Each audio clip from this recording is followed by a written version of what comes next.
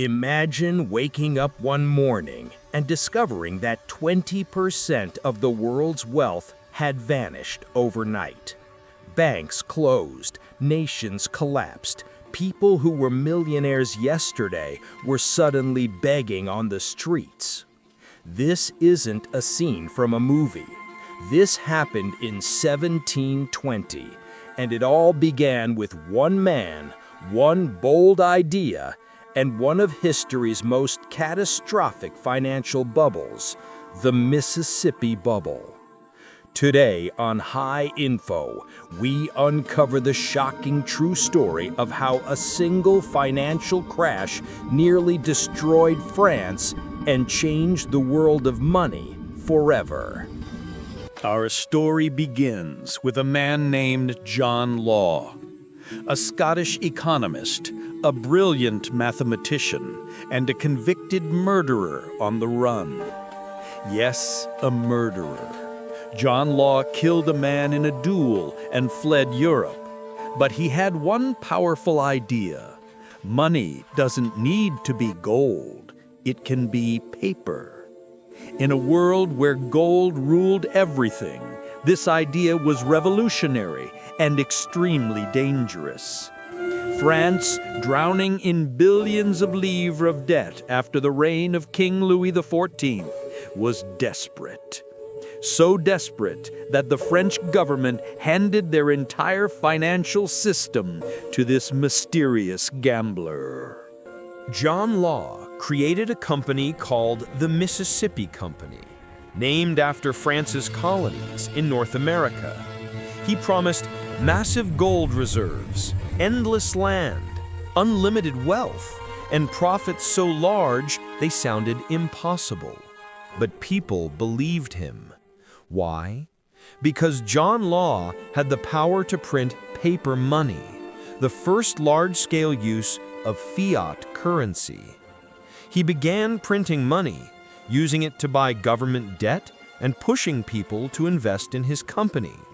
And the price of Mississippi shares?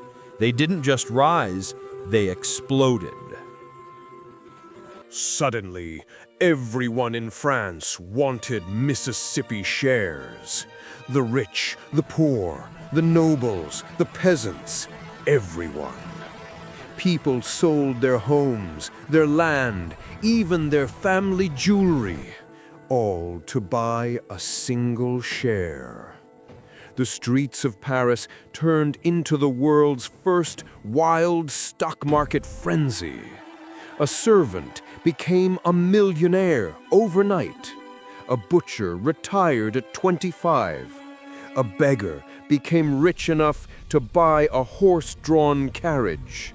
Money was everywhere, paper money, printed endlessly. Paris had never seen anything like it. Share prices rose 1,800% in just 2 years. But behind the scenes, there was no gold, no real profits, no actual economic growth, just paper based on dreams. The bubble grew so large that it became impossible to hide the truth. People started to ask, does the Mississippi Company even have real gold? Where is the money coming from?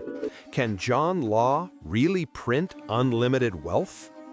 And then, one banker refused to exchange paper money for gold. Just one. Panic started quietly, like a whisper. Investors tried to cash out.